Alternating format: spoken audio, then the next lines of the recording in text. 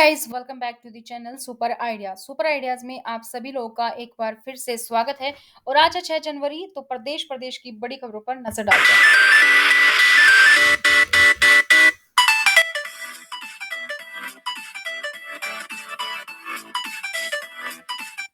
ये देश प्रदेश की खबरें आप लोग के लिए आती हैं हर रोज सुबह ठीक 9 बजे। तो अगर अभी तक भी आप लोगों ने चैनल को सब्सक्राइब नहीं किया है तो चैनल को सब्सक्राइब करें। साथ ही बेल आइकन को प्रेस कर लीजिए ताकि जैसे वीडियो अपलोड की जाती है उसकी नोटिफिकेशन आप सभी लोगों को मिल सके। दिल्ली उच्च न्यायालय में कल सुनवाई के लिए बढ़ती कोविड-19 मामलों के बीच मेंस परीक्षा स्थगित करने की याचिका की गई है। दिल्ली उच्च न्यायालय में एक याचिका दायर कर 7 जनवरी से 16 जनवरी तक होने वाली यूपीएससी सिविल सेवा परीक्षा 2021 को स्थगित करने की मांग की गई है। मुख्य न्यायाधीश डीएन पटेल की अध्यक्षता वाली खंडपीठ के समक्ष अधिवक्ता अनुश्री कपाड़िया ने इस मामले का उल्लेख किया और कल तत्काल सुनवाई की अनुमति भी दी है। नए स्ट्रेन ओमिक्रॉन के कारण बढ़ती संक्रमण दर के बीच महाराष्ट्र के स्वास्थ्य मंत्री राजेश टोपे ने बुधवार को कहा कि अभी 100% लॉकडाउन की आवश्यकता नहीं है, लेकिन जहां पर भी भीड़ हो वहां कोविड से संबंधित प्रतिबंध लगाने की आवश्यकता पर बल दिया गया है।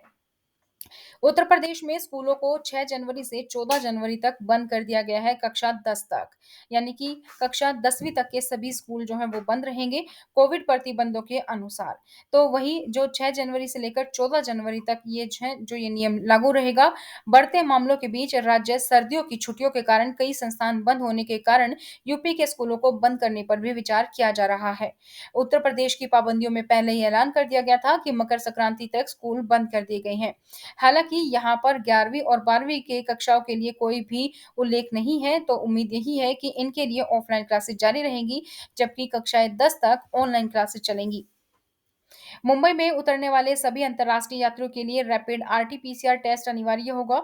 कोविड-19 मामलों में वृद्धि को देखते हुए मुंबई नागरिक निकाय ने संशोधित दिशा निर्देशों के अनुसार अंतर्राष्ट्रीय हवाई अड्डे पर उतरने वाले सभी अंतर्राष्ट्रीय यात्रियों के लिए आरटी-पीसीआर रिपोर्ट अनिवार्य कर दिया गया है। श्रीनगर में खराब मौसम से उड़ान संचालन प्रभावित, यात्रियों से श्रीनगर जम्मू राजमार्ग से बचने का कहा गया। खराब दृश्यता के कारण बुधवार को श्रीनगर अंतर्राष्ट्रीय हवाई अड्डे से सुबह की उड़ानें रद्द कर दी गई हैं, जबकि यात्रियों को खराब मौसम के कारण श्रीनगर जम्मू राष्ट्रीय राजमार्ग पर यात्रा नहीं करने की सलाह दी गई है।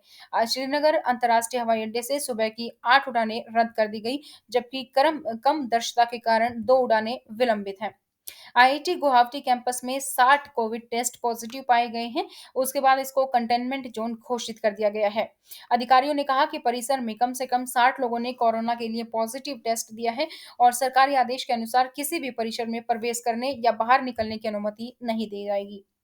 तमिलनाडु में 6 जनवरी से नाइट कर्फ्यू लागू कर दिया गया है और साथ ही 9 जनवरी को संपूर्ण लॉकडाउन यानी कि कंप्लीट लॉकडाउन होगा।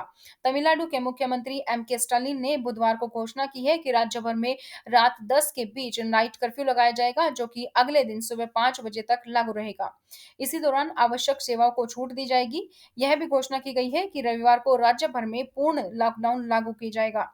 सभी स्कूलों में कक्षा 1 से लेकर 9 तक के छात्रों के लिए कोई भी ऑफलाइन क्लासेस नहीं की जाएंगी। क्रच, प्ले स्कूल, किंडरगार्टन कक्षाओं को कार्य करने की अनुमति नहीं होगी। 10वीं, 11वीं और 12वीं में छात्रों के लिए शारीरिक कक्षाओं की अनुमति यानी कि ऑफलाइन क्लासेस की नहीं होगी अनुमति होगी और कोविड का टीकाकरण भी साथ ही जारी रहेगा। कांग्रेस ने रद्द की यूपी की सभी रैलियां, साथ ही योगी आदित्यनाथ ने भी रद्द किया है नोएडा का कार्यक्रम। कांग्रेस ने बुधवार को उत्तर प्रदेश सहित चुनाव वाले राज्यों में सभी राजनीतिक रैलियों और कार्यक्रमों को स्थगित कर दिया है। देश में बढ़ती कोविड की स्थिति और बढ़ते अलार्म का हवाला देते हुए कहा कि ये जो हजारों की भीड़ को आकर्षित करते हैं, सुपर स्प्रेडर घटनाओं के रूप में उभर सकते हैं। कांग्रेस के महासचिव केसी वेणुगोपाल ने कहा कि पार्टी ने अपनी राज्य इकाइयों को जमीनी स्थिति का आकलन करने और यह तय करने के लिए कहा है कि नियोजित राजनीतिक कार्यक्रम के साथ आगे बढ़ना है या नहीं। राज्य में बढ़ते कोविड मामलों के बीच ओडिशा सरकार ने भी अपनी गाइडलाइंस जारी की हैं, जो कि बुधवार को राज्य में लागू कर दिए गए हैं। यह नई गाइडलाइंस 7 जनवरी से सुबह 5 बजे से लेकर 1 फरवरी 2022 की सुबह 5 बजे तक लागू रहेंगे। इन दिशा निर्देशों की माने तो शहरी राज्यों में नाइट कर्फ्यू रात के 9 बजे से लेकर 5 बजे तक लागू रहेगा। हालांकि नाइट कर्फ्यू के दौरान आवश्यक सेवाएं जारी रहेंगी। इसी तरीके से शादी समारोह में शामिल होने की संख्या पर भी रोक लगा दी गई है, जो कि 100 लोग ही इसमें शामिल हो सकते हैं। बारात में केवल 30 लोगों के जाने की ही अनुमति होगी। महाराष्ट्र सरकार ने बुधवार को कोविड-19 के बढ़ते मामलों के बीच कॉलेज और विश्वविद्यालयों में 15 फरवरी तक ऑफलाइन क्लासेस बंद करने का फैसला लिया है।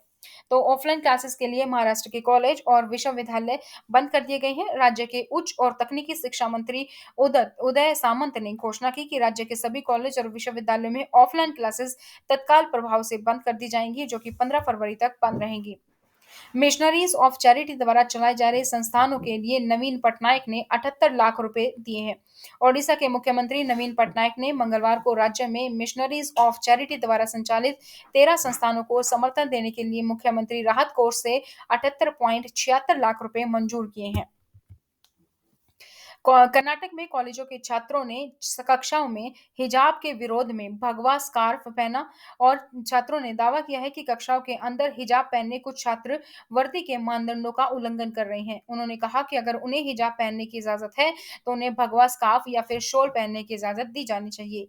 चिकमंगलुरु जिला भाजपा का गढ़ है और पार्टी के राष्ट्रीय महासचिव और भाजपा विधायक सिटी रवि इसी जिले के रहने वाले हैं। भारत के लिए थर्ड वेव के खिलाफ लड़ाई में अगले 2 सप्ताह महत्वपूर्ण है, क्योंकि विशेषज्ञ तनाव ओमिक्रॉन सामान्य सर्दी नहीं है, कॉमन कोल्ड नहीं है। भारत कोरोना वायरस मामलों में ऊपर की ओर चढ़ने की लड़ाई लड़ रहा है। विशेषज्ञों का कहना है कि अगले 2 सप्ताह देश के लिए उस लड़ाई में बहुत ही महत्वपूर्ण होंगे, जिसमें कि कई लोगों ने कोविड-19 की तीसरी लहर करार कर दी है। ये चेतावनी देते हुए स्वास्थ्य प्रणाली चरमरा सकती है। डब्ल्यूएचओ की मुख्य वैज्ञानिक सौम्या स्वामीनाथन ने कहा है कि भारत में एक बड़ा उछाल हो सकता है। अगले 2 सप्ताह हमें बताएंगे कि कितने केसेस और हो सकते हैं और किस तरीके से इसको रोका जा सकता है। आपके सीएम का शुक्रिया, कम से कम मैं जिंदा भटिंडा एयरपोर्ट पहुंचा। सुरक्षा चूक पर अधिकारियों से पीएम प्रधानमंत्री मोदी ने भटिंडा हवाई अड्डे पर लौटने पर अधिकारियों से कहा, अपने सीएम को धन्यवाद कहना कि मैं भटिंडा एयरपोर्ट तक जिंदा लौट पाया। किसानों द्वारा फ्लाईओवर के अवरुद्ध होने के कारण पीएम मोदी का काफिला बुधवार को पंजाब में एक फ्लाईओवर पर लगभग 20 मिनट तक फंसा रहा। पीएम का काफिला फ्लाईओवर पर फंसा हुआ था और निजी कारों को काफिलों के पास जाते देखा जा सकता था, जो कि एक बड़ी सुरक्षा चूक थी। बुधवार को कोविड के ओमिक्रॉन संस्करण के 24 नए मामलों का पता लगने के कुछ ही घंटों बाद ओडिशा में राज्य भर के स्कूलों की ऑफलाइन क्लासेस को स्थगित कर दिया गया है, जो कि कक्षा 12 तक कर दिया गया है। अब कक्षाएं 1 फरवरी तक जो है क्लासेस जो हैं वो बंद रहेंगी और सिर्फ ऑनलाइन मोड में होंगी। कोविड-19 की बूस्टर खुराक वही वैक्सीन होगी जो कि पहले दी गई है। केंद्र का इस पे गाइडलाइंस आ चुके हैं। तो कोविड-19 के लिए बूस्टर शॉट पर प्रस्ताव देते हुए केंद्र ने कहा कि स्वास्थ्य देखभाल और फ्रंटलाइन कार्यकर्ताओं के साथ-साथ 60 वर्ष से अधिक उम्र के लोगों के लिए कोविड वैक्सीन की एहतियाती खुराक वैक्सीन की पहली 2 खुराक के समान ही होगी। अर्थात जिन लोगों ने कोवैक्सीन प्राप्त की है उनको कोवैक्सीन दी जाएगी और जिन लोगों की पहली खुराक कोविशील्ड की है उनको कोविशील्ड ही बूस्टर के रूप में दी जाएगी। ये है दोस्तों देश प्रदेश से जुड़ी कुछ खबरें। इसी तरीके से हर खबर पाने के लिए चैनल को करें सब्सक्राइब, बेल आइकन को प्रेस, वीडियो को लाइक और शेयर करना ना भूलें। साथ ही आप हमें फॉलो कर सकते हैं सोशल मीडिया पर, लिंक डिस्क्रिप्शन बॉक्स में है।